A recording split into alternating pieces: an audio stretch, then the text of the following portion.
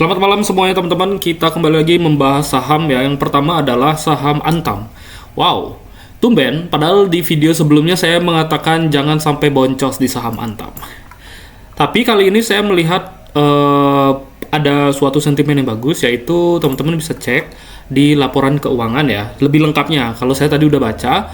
Ya, tapi ini mungkin biar cepet aja bahwa memang dari segi pendapatan pun di kuartal 1 Antam mengalami kenaikan signifikan. Padahal di tahun sebelumnya sebesar 8 triliun menjadi 26 triliun dan income-nya laba bersihnya itu menjadi 2 triliun dibandingkan tahun sebelumnya sebesar 200 miliar. Kalau kita lihat dari prediksi ya, ini adalah laporan keuangan prediksinya bahwa di dalam 1 tahun 2025 diprediksi Antam labanya 8 triliun. Artinya kuartal 1 ini sudah 2 triliun nih. Kuartal 2 mungkin 2 triliun, kuartal 3 2 triliun, kuartal 4 2 triliun. Jadi totalnya bisa 8 triliun dari segi prediksi. Jadi kuartal kedua pun kalau misalkan labanya 2 triliun itu masih lebih besar dibandingkan tahun sebelumnya. Kita lihat dari harga emas juga masih cenderung bertahan di atas 3.000, jadi cukup oke sebenarnya dari kemungkinan dari segi keuangan Antam ke depannya gitu.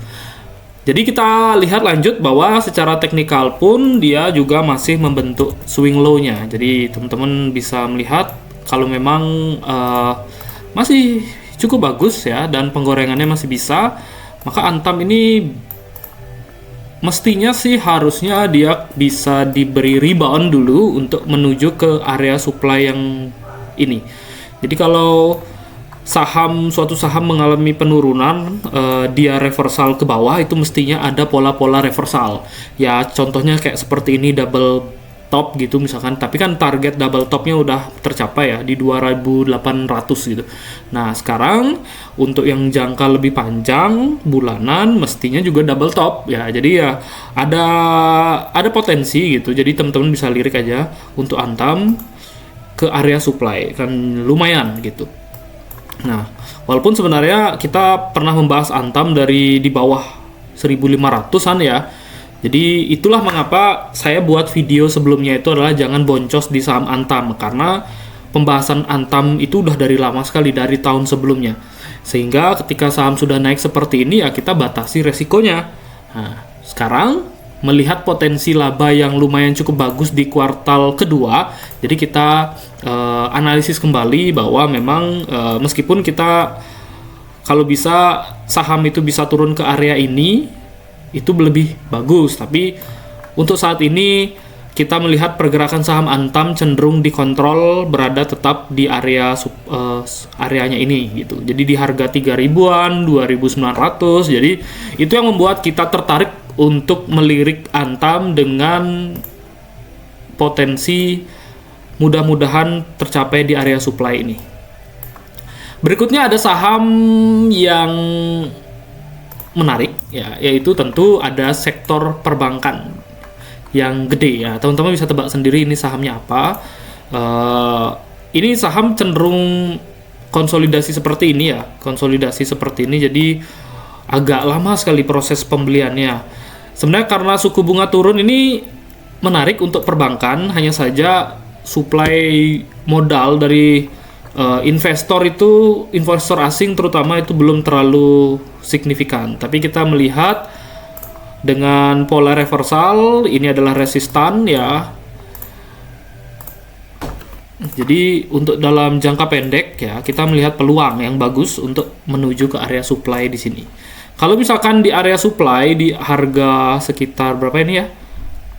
4.780 berhasil dilalui, barulah dia enak tuh untuk naik menuju ke 5.000-an. Jadi ya buat teman-teman yang punya harga atas gitu dan modalnya masih sedikit ya, ini menarik lah untuk ditambah-tambah sedikit.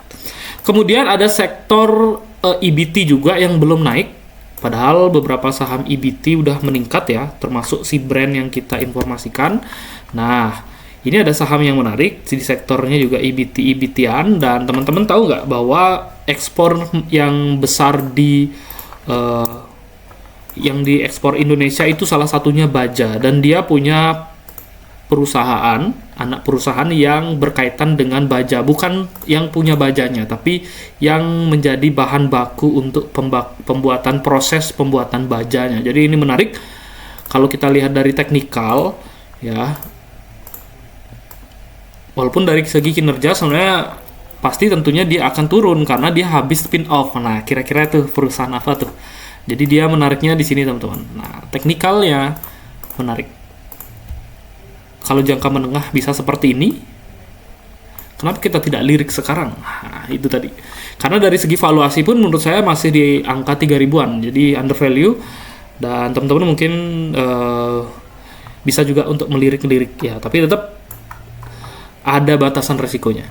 Kemudian ada saham di sektor masih yang kemarin kita bahas, dan hari ini juga sebenarnya di opening dia naiknya signifikan, tapi saya melihat untuk dari segi transaksinya belum ada pembuangan besar. Jadi menurut saya sih saham ini masih menarik ya untuk bisa breakout dari 635 dan menuju ke 700-an ya, mudah-mudahan ya, karena dari segi chart juga udah oke, tapi tetap kita antisipasi kalau misalkan dia nanti tiba-tiba double top seperti ini, turun lagi gitu. Tapi kalau misalkan dia breakout, nah peluangnya besar juga. Jadi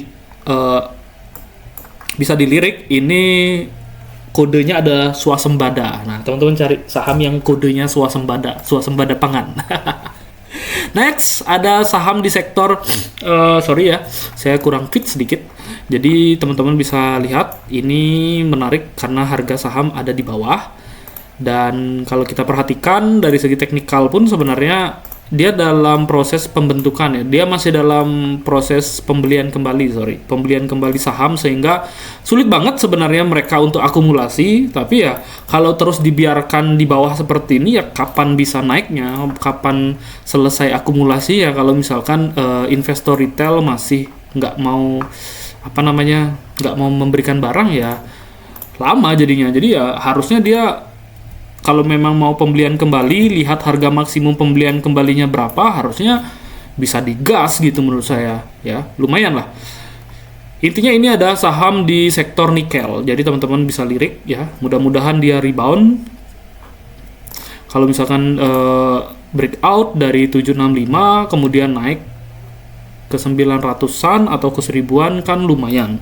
Jadi teman-teman bisa perhatikan, apalagi ada momentum laporan keuangan. Nah itu masih di saham nikel, ini juga menarik ya, karena itu tadi saya pernah bahas ini bahwa Min ID itu punya di average 3000. Itu ketika ketika saham ini masih berada di 2000-an. Jadi ya menurut saya sih harusnya masih bisa lah ini digoreng-goreng sedikit gitu. Ya dari segi teknikal pun sebenarnya menarik ya, karena dia berada di resistan. Besok teman-teman harus lihat kira-kira harga komoditas bagaimana. Komoditas emas kan naik tuh hari ini ya, nggak tahu nanti di closingnya. Kemudian CPO juga meningkat. Kita lihat dari nikel masih turun nih. Nah, apakah sahamnya akan turun atau tidak? Tapi dari segi teknikal saya melihat peluang yang bagus. Mudah-mudahan tercapai sesuai dengan target ya. Nah, kita masih melihat peluangnya bagus untuk saham ini, meskipun rawan terjadi koreksi, tapi kita lirik deh besok kira-kira ada berita apa. Karena sektor industri dengan adanya penurunan suku bunga ya tentu menjadi saham yang menarik, sektor industri gitu. Nah, teman-teman lihat bahwa ini adalah area supply pertama, kalau bisa dilewati dia akan melanjutkan ke area supply berikutnya di 5.000-an. Jadi lumayan kalau misalkan dia naik pun ke area supply udah 10%. Jadi menarik lah, teman-teman bisa lirik. Kemudian ada sektor konstruksi. Teman-teman sudah baca kan laporan keuangan Waskita Karya, dan itu masih terjadi kerugian, tapi sudah sedikit ada perbaikan. Dan itu akan tercermin juga di saham-saham sektor konstruksi lainnya, seperti salah satu saham yang ini saya bahas ya. Itu pasti tentunya akan mengalami kondisi yang sama. Artinya kinerja masih agak kurang stabil, tapi ya ada perbaikan lah menurut saya. Apalagi dengan efisiensi anggaran yang saat ini sudah dibuka kembali, walaupun di kuartal 1 atau kuartal 2 mungkin dia agak kesulitan dalam mencapai peningkatan laba, tapi ada perbaikan kinerja dari segi fundamental ya, entah ada perbaikan dari segi utangnya dan lain sebagainya. Itu juga menjadi sentimen yang positif walaupun labanya turun misalkan. Nah, dengan posisi saham yang berada di resistan seperti ini juga ada peluang yang bagus untuk sektor konstruksi, apalagi ada penurunan suku bunga. Ini juga bisa dilirik ketika breakout dari resistan, next ke area supply berikutnya di 500-an. Kalau itu bisa dilalui di 555, maka ini bisa berlanjut ya momentumnya ke area supply berikutnya di 600 sampai 700-an, dan itu menurut saya cukup lumayan kalau misalkan ambil momentumnya. Kemudian ada sektor di migas juga yang menurut saya ini bakal nggak stabil. Karena apa? Karena itu tadi komoditasnya dia itu akan naik turun teman-teman. Ya, OPEC mungkin dia menaikkan produksi, kemudian nanti Amerika gini gitu. Jadi ya tentu bakal banyak drama di sektor ini. Tapi dari segi fundamental dan valuasi menurut saya ini masih cukup murah. Seandainya itu terjadi ya, seandainya ada hal yang menarik di sini. Nah, kita melihat potensinya ya, karena teknikal itu kan subjektif teman-teman. Mungkin kita gambar seperti ini, tiba-tiba mungkin dia bisa anjlok seperti ini ya, tapi kita lihat juga momentumnya. Seandainya dia seperti ini, maka itu bisa menjadi peluang yang besar.